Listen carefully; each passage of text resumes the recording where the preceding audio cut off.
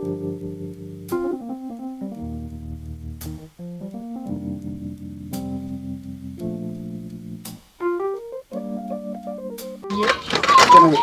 ko nshaka nari koko mani nyagase uri kuyehe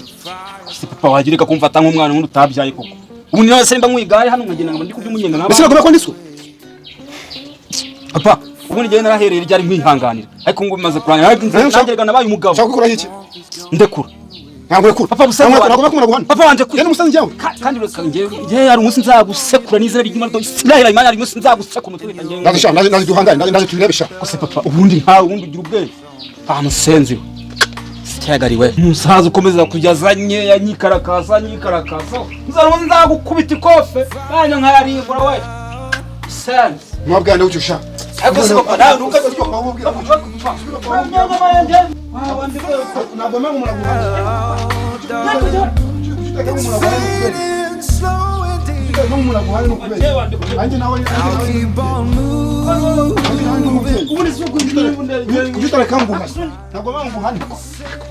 nagomba nguhane soka mbira mu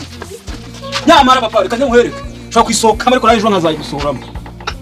ntabwo kunanya ko ariko babo ubundi washobora ubundi ngiye washobora reka nkwereke ubundi washobora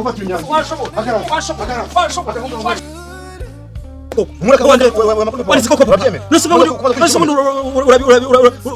wanje kuye ko nagomba kwashana nawe ko angira noneho ni wowe none se ubundi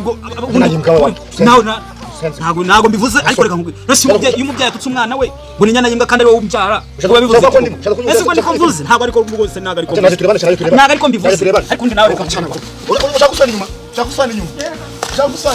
aza aho ngaho shaka honey, I'm free from your chain. Oh, free. Now, honey, I'm free from your chain. Shaura nchi. Shaura nuji za kuchira kinyendaro.